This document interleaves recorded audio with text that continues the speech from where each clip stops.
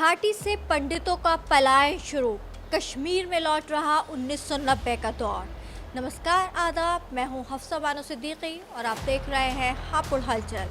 आधी रात से ही कश्मीर में अचानक से वाहनों की संख्या बढ़ गई। रात भर सड़कों से वाहन गुजरते रहे। भारतीय सेना के चेक पोस्टों पर रोका जाता और फिर वाहन जम्मू की तरफ बढ़ जाते।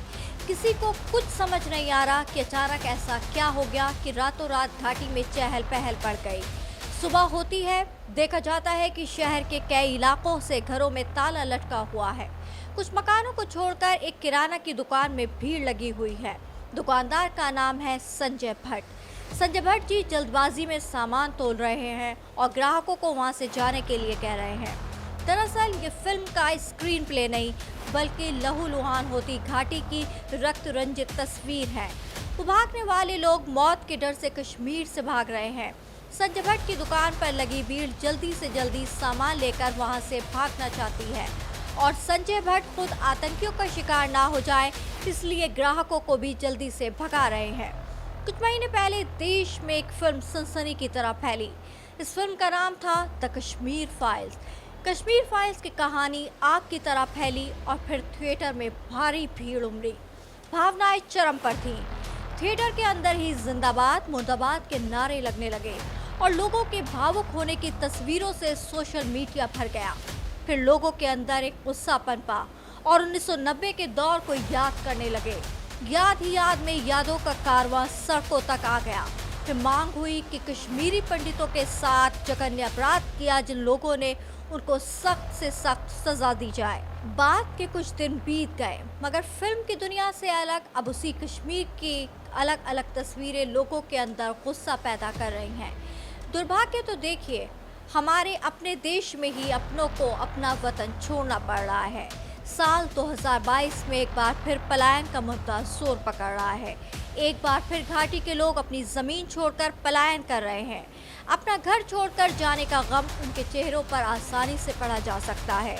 इनके गमगीन चेहरों पर आतंक की स्याही ने खौफ लिख दिया है। पिछले 26 दिनों में कश्मीर में 9 हत्याएं हो चुकी हैं। इन आतंकियों ने एक एक करके लोगों को टारगेट करना शुरू कर दिया है। अब वहाँ के लोग ये कहते हुए जा रहे हैं कि हमें मरना नहीं है। 1990 की परिस्थितियाँ दूसरी थी मगर अब परिस्थितियाँ दूसरी हैं। साल 2020 में घाटी से धारा 370 को हटा दिया गया।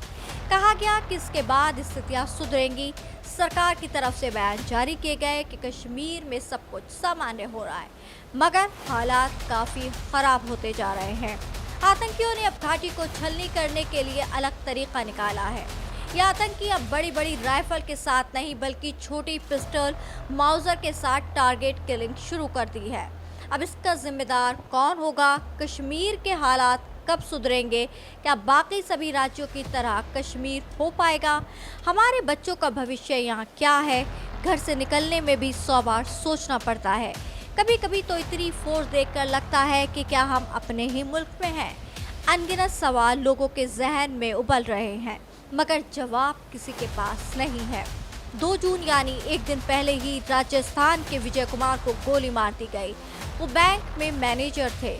नौकरी लगी तो सभी को खुशी हुई मगर जब बेटे की लाश उनके चौखट पर रखी तो माँ बाप के मुंह से सिर्फ एक ही बात बार बार निकल रही थी, अच्छा होता नौकरी छोड़कर घर आ गया होता, नमक रोटी खा लेते मगर सुकून से सब साथ तो रहते।